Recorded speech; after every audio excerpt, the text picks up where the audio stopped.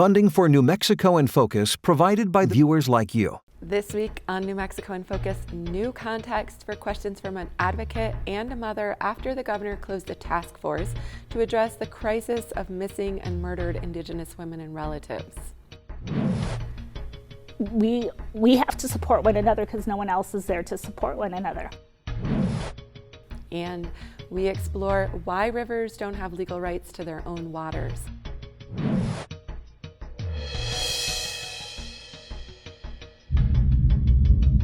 Thanks for joining us this week. I'm senior producer Laura Paskus.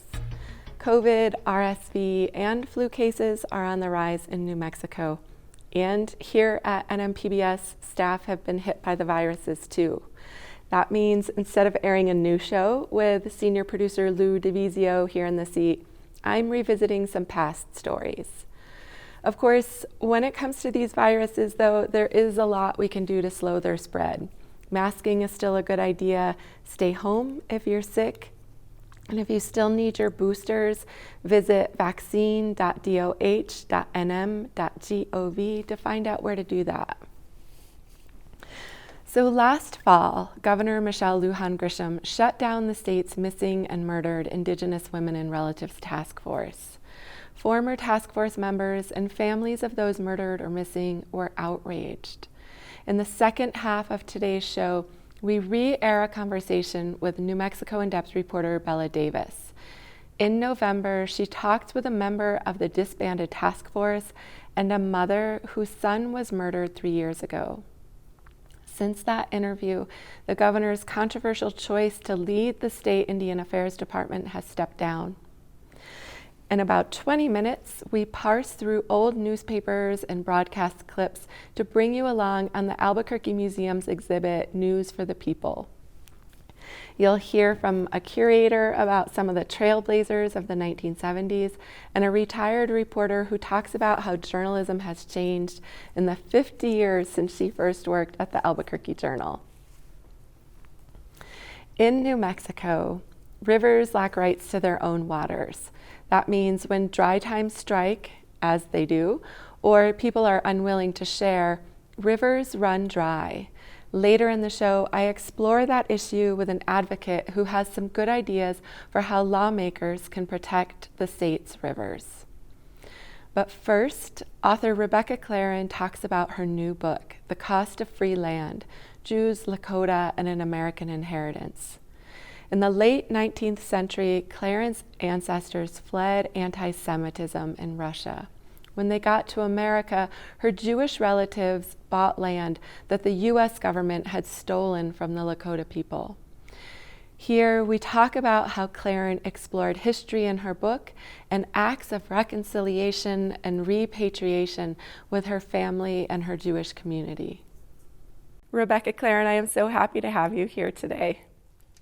It is amazing to be here. Thanks for having me. Awesome. So your new book, The Cost of Free Land, interweaves the history of your ancestors, Jewish immigrants who were fleeing anti-Semitism in Russia at the turn of the 20th century, and the history of the Lakota people whose lands were taken away by the U.S. government.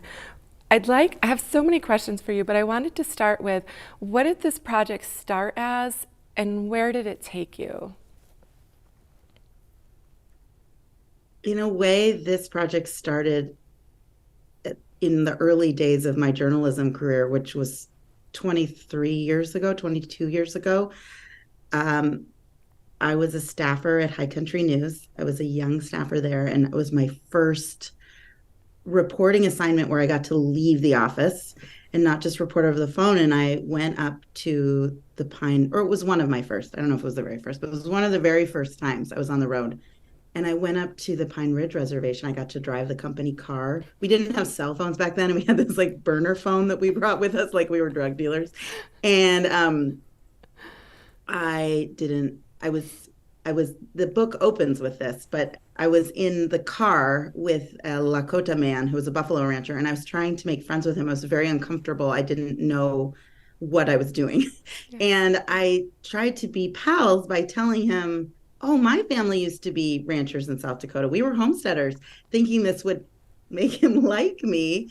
And he was polite, but he was a bit cold. And it took me an embarrassingly long time to realize what, like, immediately that would have meant to him, which would have meant, well, your family got land that was taken incredibly unfairly from my ancestors by the US government, breaking treaties that were signed between my nation and the United States.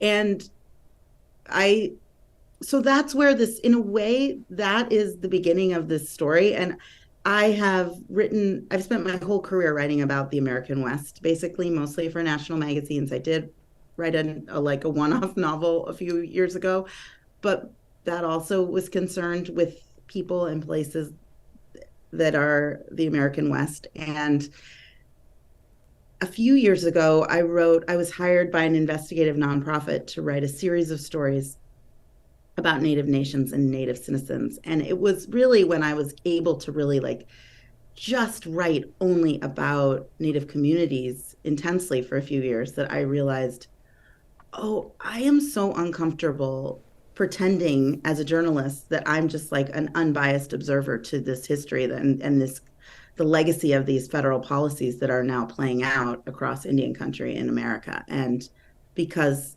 I have clearly benefited as a descendant of homesteaders from policies that caused great harm to Native people. As the great-granddaughter of homesteaders, you write about how the land was taken away from the Lakota, how the federal government didn't just murder people, steal and abuse children, break treaties, and so much more. They also swindled Indigenous people out of their lands and out of the payments that were supposed to be held in trust. And yet white homesteaders, including your family, were able to leverage land into capital and wealth. Can you talk about why it is so important for us to continue reckoning with this 100 years later? I love that question, because to me, it's really at the heart of this book, is to say this isn't history. This isn't something that happened in the past and that we have moved on from. I think a lot of the ways, at least the way I was brought up, I had excellent education. And yet the way I learned this history in school was very much, this happened a long time ago. And I feel very much, especially after learning from Lakota elders and studying with Jewish leaders, that so there's sort of this cultural, more of a different cultural idea of time, but also it's just what is so true is that the past, as I think Faulkner said this, like, the past isn't past, it's still happening. And that in a way, and I write this in the book, I feel like the past is looped to this contemporary moment like thread through a seam. And so to me, that was what was so important about this history, is that it's happening right now. And I used the way that my family was able to monetize our land to demonstrate in really stark economic terms, this is what this land in some ways has done for me and what it hadn't done for Lakota people. Because, to explain, I pulled every single deed on the land my family had. There were 6, my great-grandparents were homesteaders, my great-great-grandparents were homesteaders, and 5 of my aunts and uncles and their husbands and wives were also homesteaders. And they over and over again would take out a mortgage on the land. And you see, and I was able, because of like original family documents, letters, journals, newspaper clippings that I found from old papers, and then these documents from the deeds office, these mortgage payments, I could see this timeline that they would take out a mortgage on the value of their land, and then they would move, or they would start a new business that was not contingent on weather. My family got into the saloon business that was more steady in South Dakota than farming and ranching. And so you see these little bits of money, relatively little bits of money over time, is really what builds the pathway for them to become middle class and beyond. And at the same time that that's happening, the Lakota, as you said, are not allowed, most of them, to manage their own money. Their money is being held in trust by these reservation, sort of federal appointed mayors of the reservation, as they were called superintendents or Indian agents. And often they weren't receiving their money for a long time. There's documented, documents of people dying of starvation while they're waiting to get their money and their payments off the value of their land that the federal government is supposedly keeping in trust for them and keeping track of. And so you see the disparity. And this is not where my own personal family then completely cross-sects with collective history and collective effort. Sociologists at this point today have connected a person's ability to own a second home, to pay for college, to have wealth to the Homestead Act. The Homestead Act, legal scholars have called this a massive affirmative action for white people, the Homestead Act was. And there's something to like 25% of Americans living today, adult Americans, descend from homesteaders. The second chapter of your book is titled The Holocaust at Home, and the use of that word is clearly deliberate, coming from a Jewish writer. Why is it important for us to use that word? So when I was a kid, I was obsessed with the Holocaust. I now have a kid who's obsessed with the Holocaust, and it's totally unnerving. But I was also like, I wanted to read everything I could get my hands on. I thought I knew a lot about the Holocaust.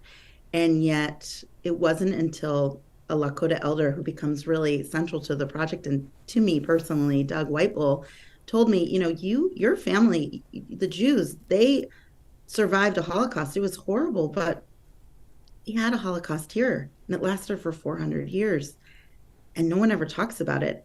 And yet when you're in Lakota country, people talk about the Holocaust that happened to them all the time. The way, and I've learned through Doug telling me about it, and then going off and studying and reading books that by many scholars that were written about this, that in fact, Hitler and his legal team based many of their policies on how to restrict rights from Jewish people based on the way America was taking rights from Native people and Black people in this country. That blew my mind. And the fact that, again, it's one of these points where you think you understand. I thought I understood American history and more global history, and suddenly everything I thought I understood was really shaded when seeing it from this Native perspective. So yeah, I use that word very intentionally because that is the way that many Lakota elders who I spoke with talk about it. And I think it's reasonable. Children were murdered. People were starved intentionally to be controlled by the federal government. And they were restricted onto reservations, which Hitler himself used as a premise for concentration camps. Right. So you also write in your book that America has failed to undergo any process of national truth-telling, reparation, or reconciliation, let alone any real public amends, and that clearly needs to happen in this country. But as you found and as you write, there are also ways for families and communities to be making reparations and reconciliation. I'd like to hear more about the work that you and your family are doing, but also the community work that you've been doing with Rabbi Benjamin Barnett. Early in this process, an indigenous judge, Judge Abby Abenanti, who's the Chief Justice of the Yurok Nation, and she's also a former California Superior Court judge. She's a total badass. And she's like in her mid-70s. She's been doing this work her whole career. She was the first Native American, I think, the first Native American to pass the bar in California. She runs her courtroom for the Yurok Nation with an eye towards how did we do justice before cultural interruption. And it's all about, she says, and what she's taught me is justice works best when it's embedded in your own culture. So early on, it's before this was even a book, when I was just thinking about it, she said to me, if you want to look at this history and you want to grapple with how to respond to this history, you need to study the Jews. What do the Jews say about how to respond to a harm? Maybe one you didn't directly cause, but one you have benefited from. And that I I had a bat mitzvah. I belong to a synagogue. I light candles every week with my family to do Shabbat, but I had never done Torah study. I didn't really know how to do that. And luckily, I didn't have to do it alone. My rabbi here in town, Rabbi Benjamin Barnett, who cares deeply about social justice. My synagogue is a community of people who care about social justice, said, let's do this learning together. This learning will benefit our whole community. And so we spent several years studying ancient Jewish texts and contemporary rabbis who are writing and inspired by these ancient texts to consider what one rabbi in particular said is the sort of foundational sins of our country, that built our country, which is the stealing of native land and the stealing of enslaved people's bodies. And so I'm answering this in a very long roundabout way because it's very important to me that what my family is doing to respond to the reality of our history in America is grounded deeply in this Jewish learning that we did. And also, at the same time, I had many conversations with Lakota elders and asking them, what would be an appropriate response? What would work for you? And it took a long time. It wasn't until a couple years into my relationship with Doug Whitebull, when I had asked this question a couple times, did he actually finally respond.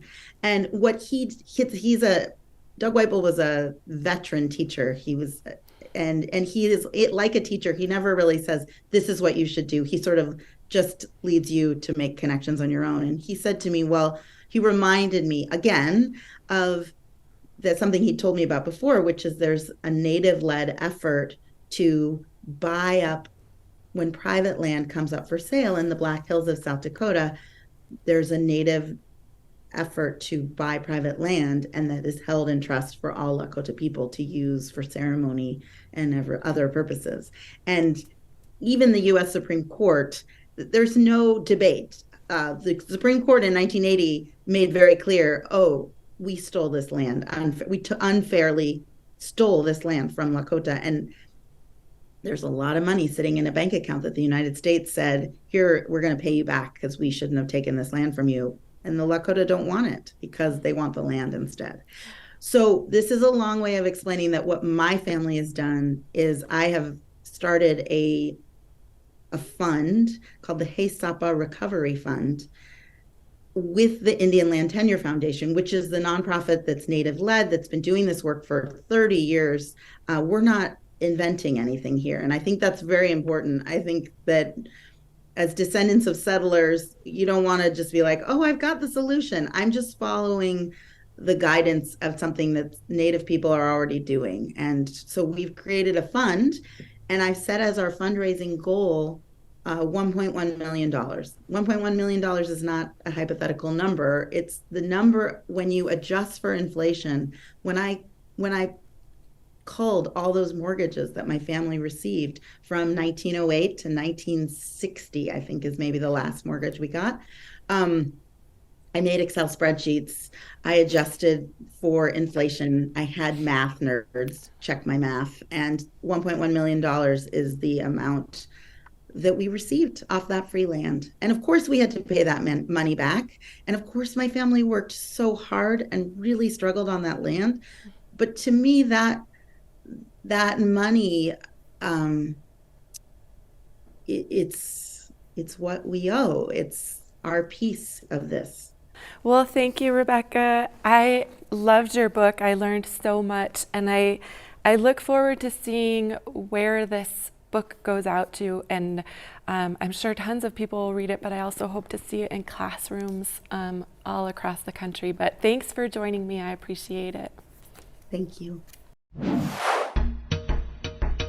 So we were led to believe all the way up until May or June that this was continuing, that we were in the second phase of implementing the 60-page plan.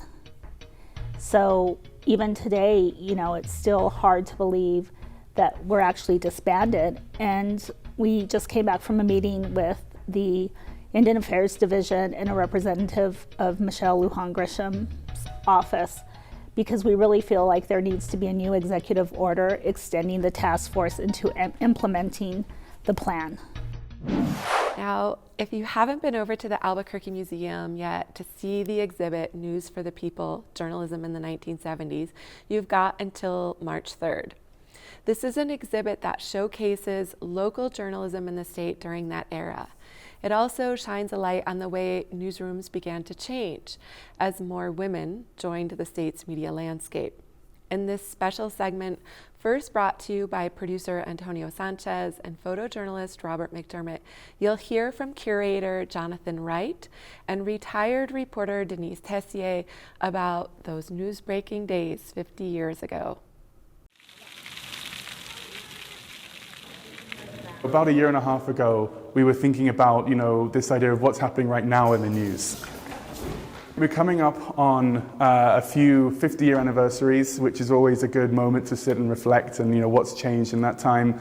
A lot of the things that I think we thought about during the making of this show was the major things from that time. So, we look at the Vietnam War, what's been held on to since then, what stories are still to be told from that time locally and what was brought back.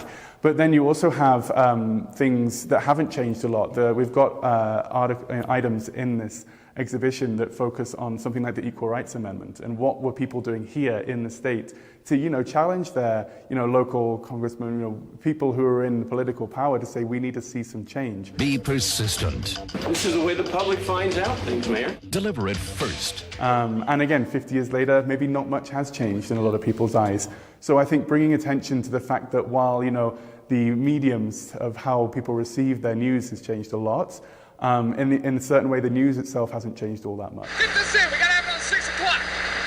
There's a whole story in the 70s that can be really delved into, whether it's the ethics of what journalism meant and was at the time, whether it's the pioneers, the trailblazers, or even just the major, events. It's the time of the Vietnam War.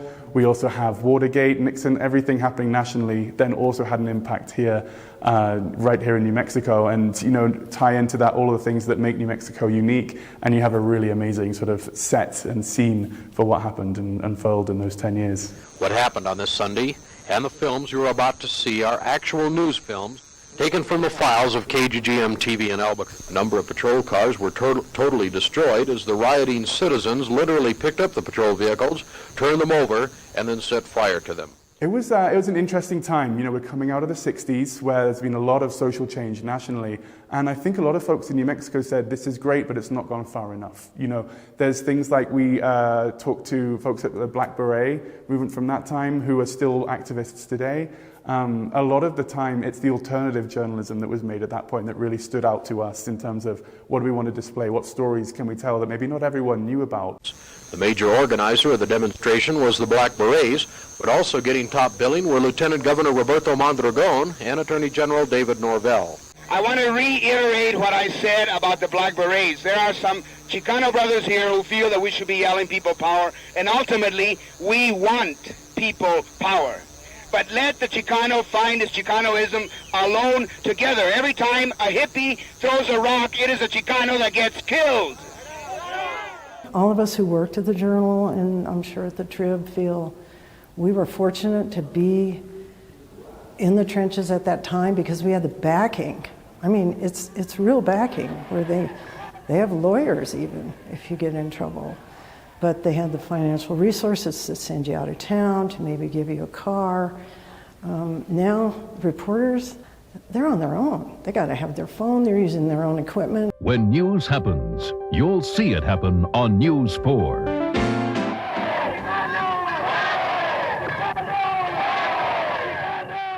We also have trailblazers, like the first female general manager at KUAT, for example, Marilyn Roper, who became a force at that time. You also have Sharon Irish, who would then lead KUNM as well on the radio. So these voices didn't go away and became national figureheads, and they were right here in New Mexico. Because first you had to get the film back to the station and then process it. We're gonna have this film for 6. Sorry, man, you're too late. But now there's Eyewitness News Minicam. TV4's... The museum put that Susan Landon and I are pioneers, and that kind of embarrassed me because I felt like the pioneers were Val Cooper of the Farmington Daily Times, who was the first woman editor in New Mexico. Frankie McCarty, the one who really got me my job at the Journal, was the first managing editor at the Albuquerque Journal and one of the first in the nation.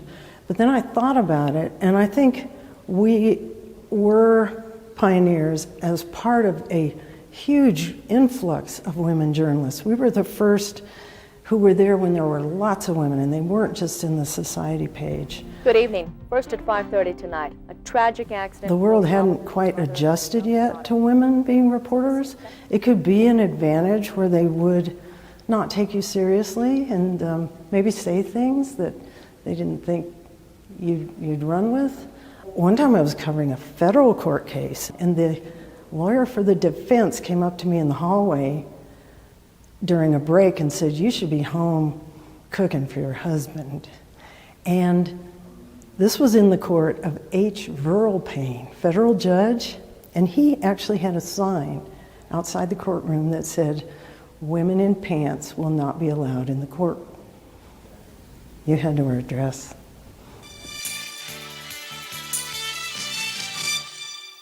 Because we were still covering like a mostly all-male world, I was fortunate to join New Mexico Press Women. When we'd have a conference, there would be 10 tables, and each table was full with female reporters from a paper. It shows you how robust journalism was then. Los Alamos Monitor, Santa Fe New Mexican, Taos News, Hobbs News Sun, Deming Headlight, Silver City Daily Press. I mean, those are just some of the women. Not everyone was a press woman.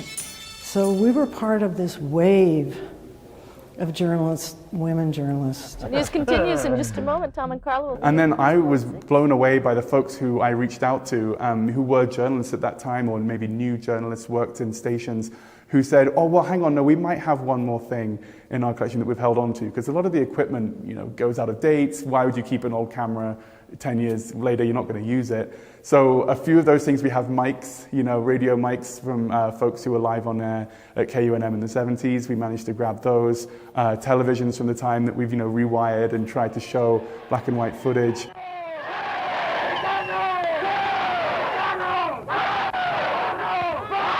And then there's a couple of different groups too. New Mexico Press Women have been phenomenal throughout all of this process. From the start, I think I reached out just kind of maybe blindly hoping that they'd maybe have some books from the time or something. And no, they went 10 better and said, we've got folks who kept a hold of their notebooks, their grease pencils, and we can show you how journalism was at that time. Bill was punched in the face, breaking his eyeglasses. I was kicked, but I protected myself with a camera, and only the lens was damaged. We're very thankful to all the folks we worked with. The stories and the people on the board, a lot of them were still around to tell their side of the story. So we're hoping another thing that, makes this exhibit maybe a little unique compared to other history exhibits looking at centuries, long time ago, is that these people could tell their story. And so we listened, and this has been a great space in this community exhibit space to showcase the people's stories and why news was for the people.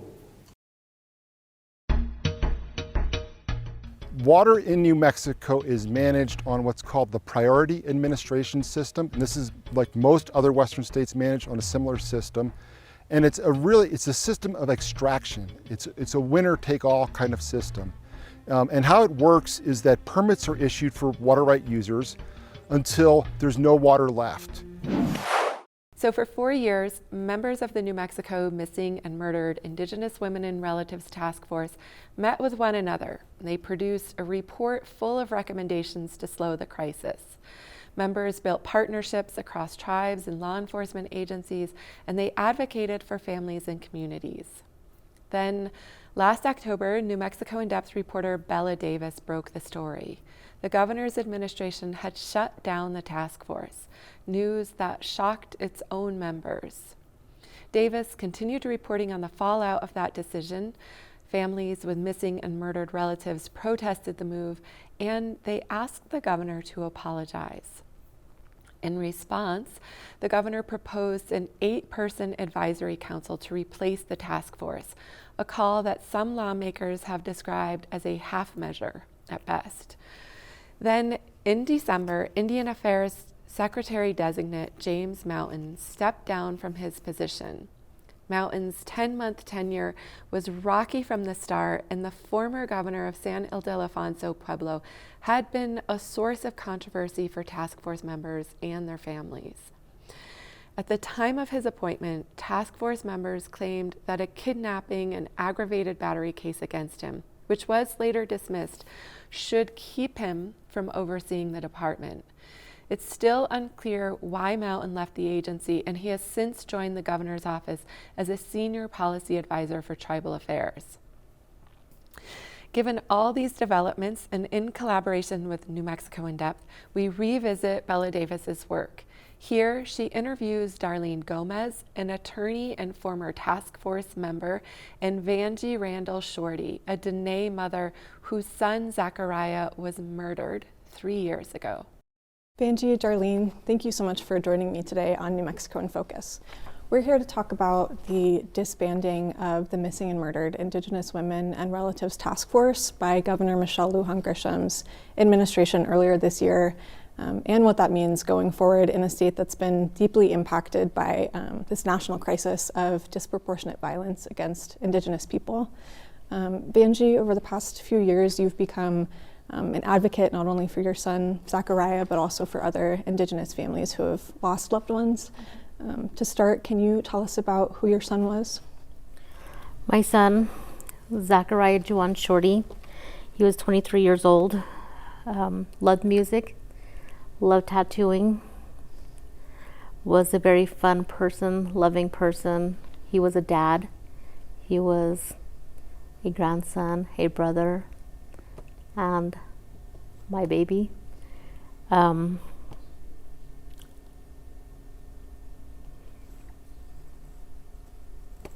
Starting life.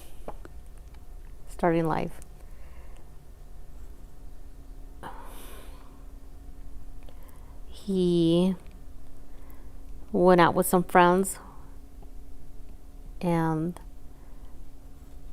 to make music, went missing, was found 4 days later on the Navajo reservation, and he was murdered. And 3 years later, I'm here because I'm still waiting for answers.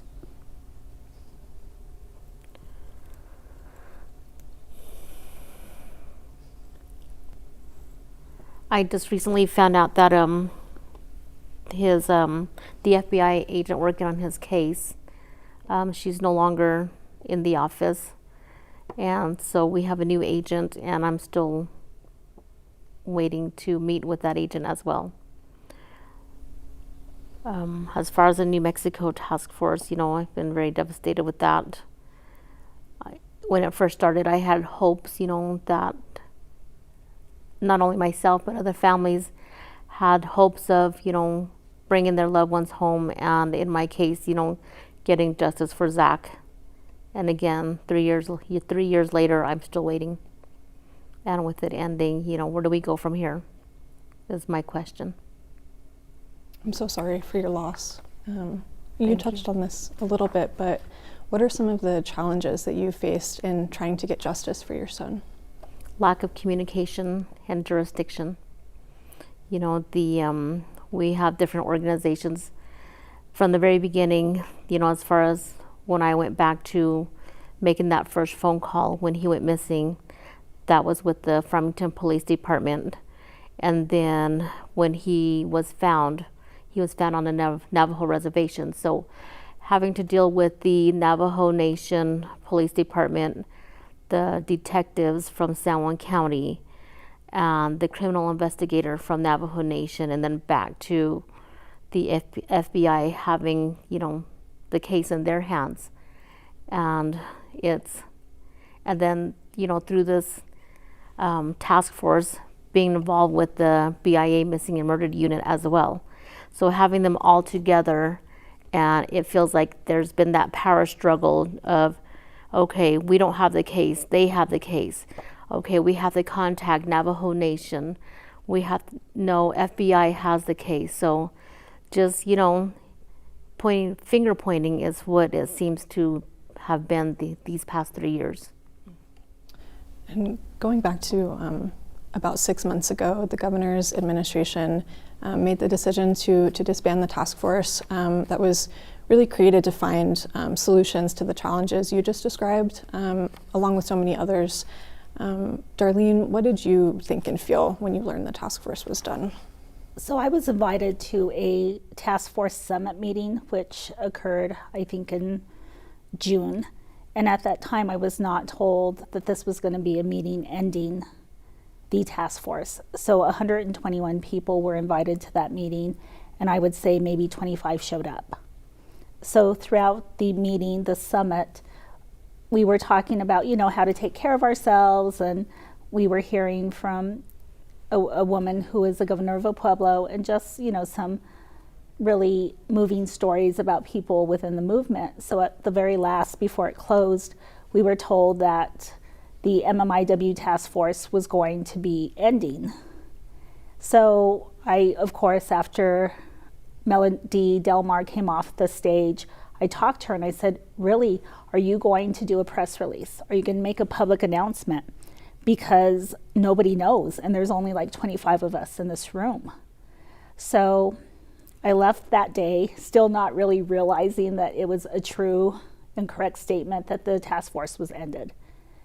So I kind of went on the next 6 months, not getting calls from anyone from the New Mexico Indian Affairs Department, nothing about the task force. And then I think I received a call from you, Bella, asking me if indeed this was true. And I said, yeah, I heard about it in May or June, but I never saw a press release. I never saw a public announcement, and I had been looking for them. So still today, I'm in complete shock, because although we came up with the plan, the state plan, as it's called, but that was a whole year and a half ago. And so we were led to believe all the way up until May or June that this was continuing, that we were in the second phase of implementing the 60-page plan. So even today, it's still hard to believe that we're actually disbanded. And we just came back from a meeting with the Indian Affairs Division and a representative of Michelle Lujan Grisham's office, because we really feel like there needs to be a new executive order extending the task force into implementing the plan. You, the two of you were one of a few dozen people who went to Santa Fe in October to protest the disbanding of the task force.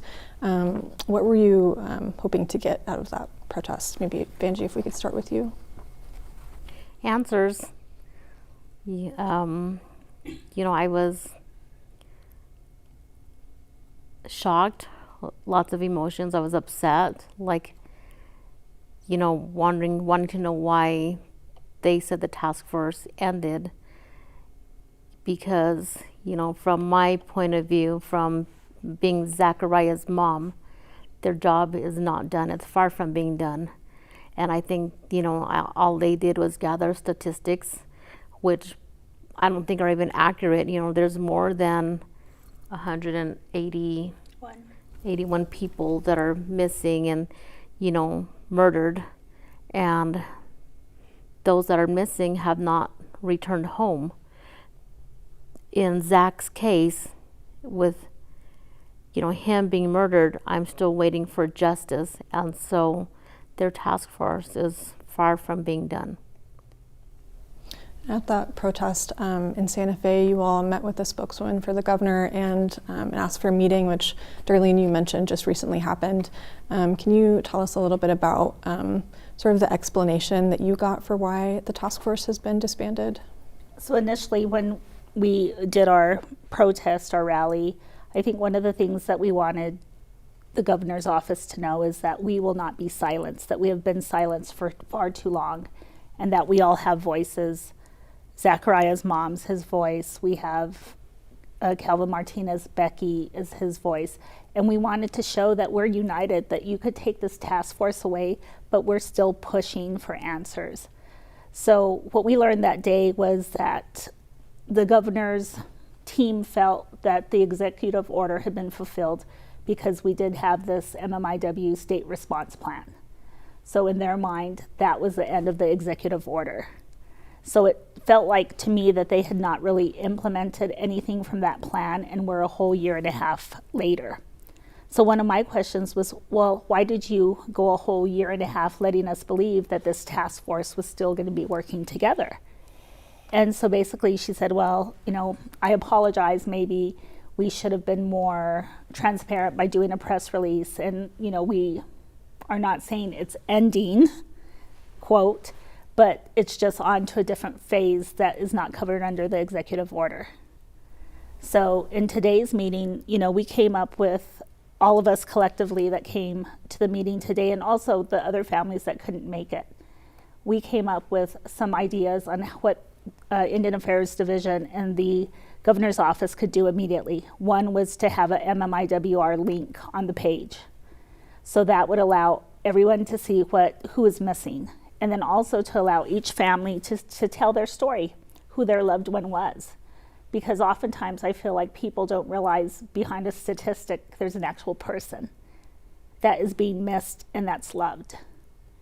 And one of the second things is that we really wanted the Governor's Office and Internal Affairs Division to have a resource list where families could go to have a resource list. And we also asked that a new executive order be drafted by the governor for the second part of the MMIWR task force, and that would be the implementation team.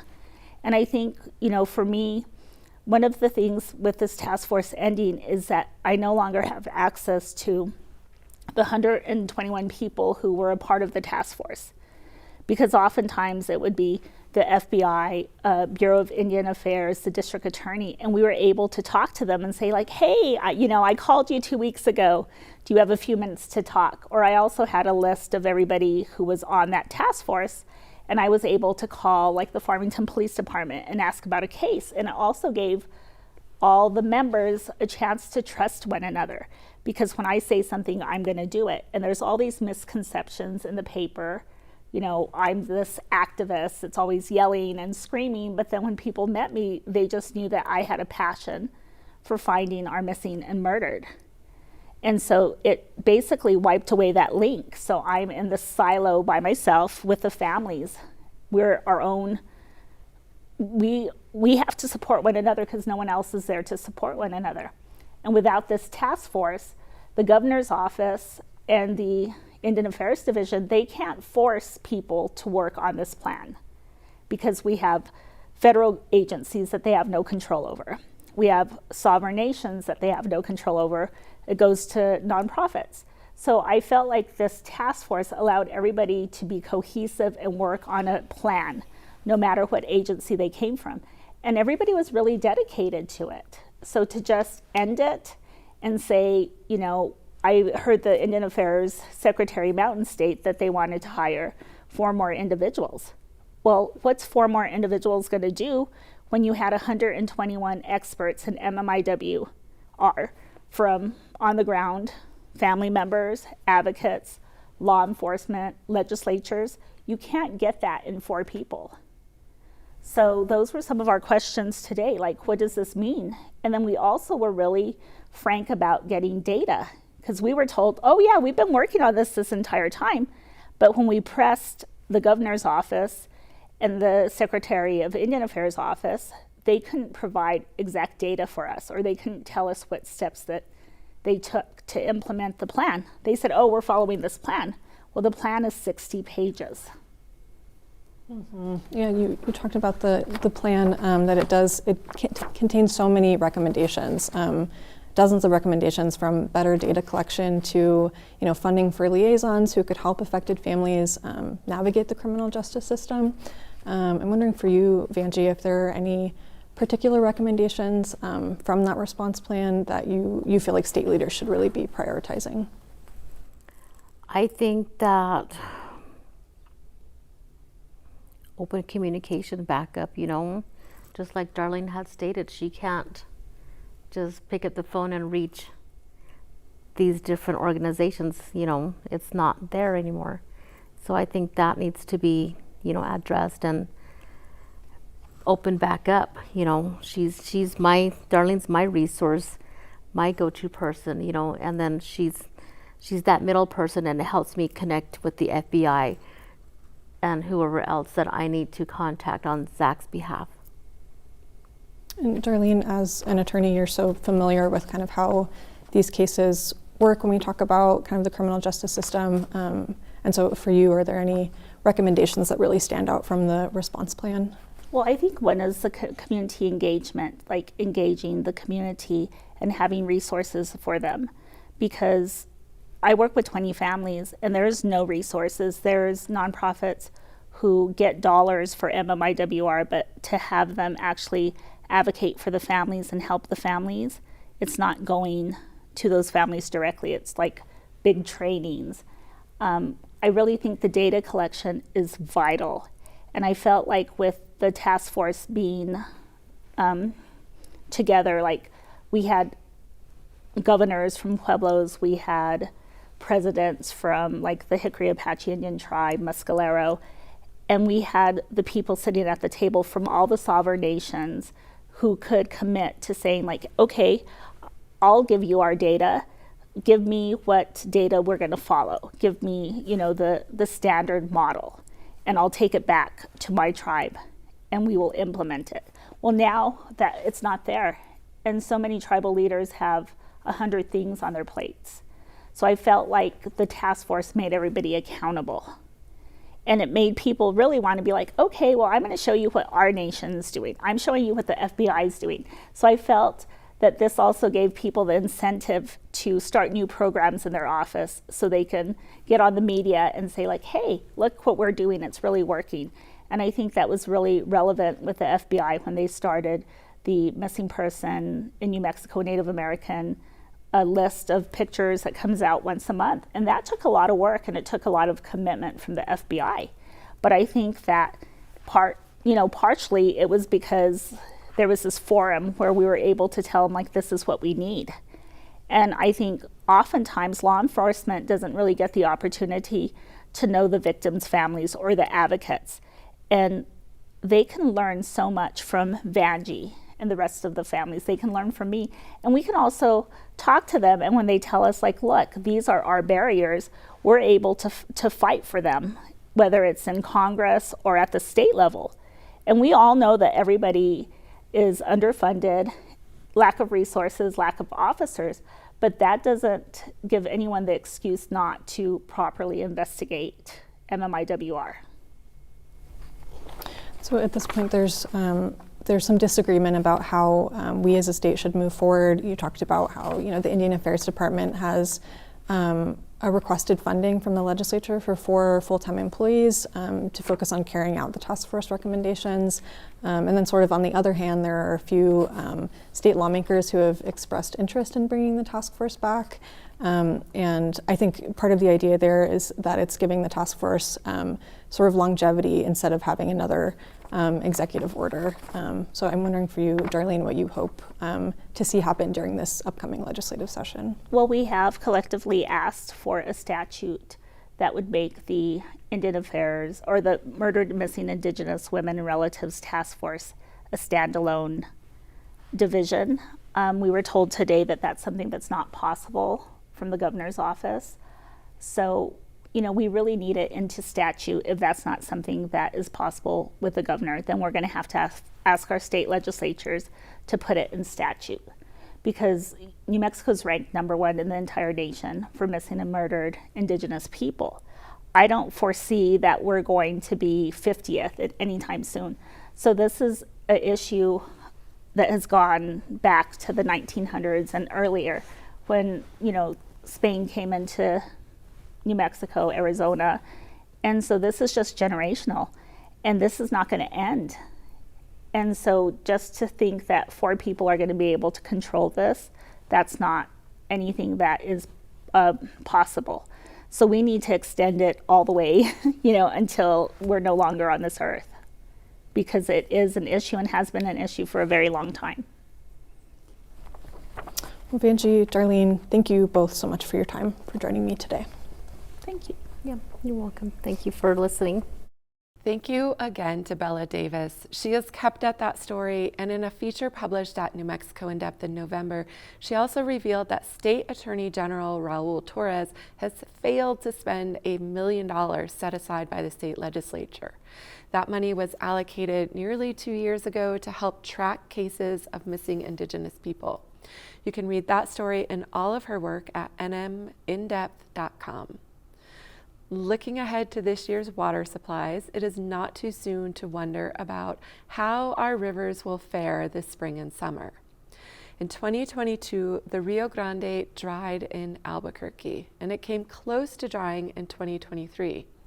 Of course, it dries almost every summer south of Socorro and is dry most of the year through Las Cruces. And while we say we hate to see that happen, there's actually nothing in state law to prevent the Rio Grande or any of the state's rivers from drying. In 2022, the Our Land crew went to the Rio Grande to explore this issue with Audubon Southwest's Paul Taschen. For decades, the Rio Grande downstream of Albuquerque has dried during irrigation season. Not a lot of people pay attention to that, but this summer, in July, the drying marched upstream into Albuquerque, and people noticed. What most people probably don't realize is rivers in New Mexico don't have rights to their own waters. So the water you see flowing past, it's all meant for someone else downstream.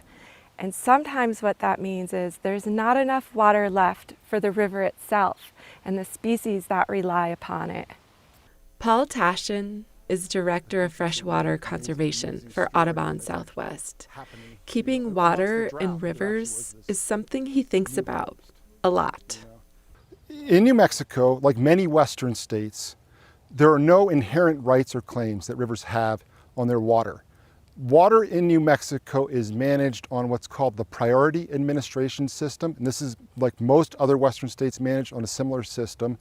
And it's a system of extraction. It's a winner-take-all kind of system. And how it works is that permits are issued for water right users until there's no water left. In New Mexico, when dry times strike, people with the oldest water rights, senior water rights, get water first. And unless people decide to share shortages, junior or newer water rights can get cut. But the oldest users, the rivers themselves, their ecosystems, their wildlife, they can be left with nothing. These water right permits were issued during wetter times, and they were issued under this model of prior appropriation where there are more water right permits than there is water in the system. And that was before we really started seeing the impacts of climate change. It's clear dry riverbeds are bad for fish, cottonwood forests, all the species, including humans, who rely on them. Dry rivers aren't good for water management itself. Just to move water down to farmers downstream or to be moving water for delivering it to our neighboring states like Texas, having a dry river is not an efficient way or an effective way to move water. So across the board, dry rivers are detrimental. There are ways to change this. New Mexico has developed tools to keep water in rivers within the water rights system. And I think that's really important. I mean, I criticize the priority administration system, but to dismantle it isn't feasible. We have a strategic water reserve, which is used to keep water in rivers for rare animals protected under the Endangered Species Act. Fish like the Rio Grande silvery minnow, the Pecos blunt-nosed shiner, and the pike minnow in the San Juan River. To help those species, the state can lease water from willing farmers. Another tool is this thing called dynamic water leasing. It's sort of a newer tool. It's being developed by irrigation districts, and it's one where the irrigation districts themselves are leasing water from willing leasees, and it's put in a similar kind of bank, stored and used for environmental purposes. But there is so much more to do. We're the only Western state that doesn't have an environmental flow program. And it's been talked about for a long time. What an environmental flow program does is it uses the tools that I've talked about and other tools locally to try to find creative solutions. And it really shifts the game. It shifts it from when you're managing for endangered species, it's out of fear of litigation. So it leads to kind of edgy management. And I've seen this. But if you shift it to what do local communities want, what is important, what tools work in that local community, it's a much different way of managing a system. So I think that's really important. The endangered species are critical and important, but it's when you're dealing with endangered species, you're ready at a crisis point. Once a river dries and then dries the next year and dries again, we get used to that.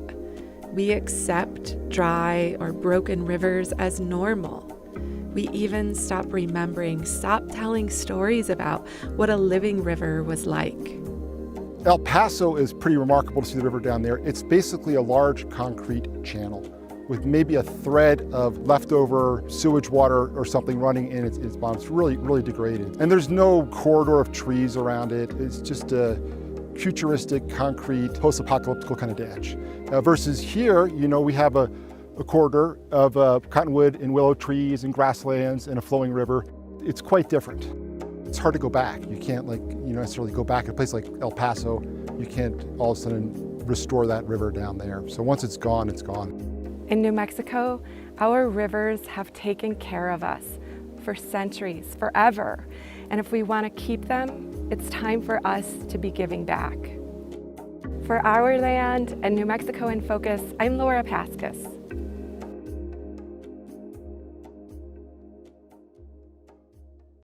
Thanks for watching. We'll see you next week.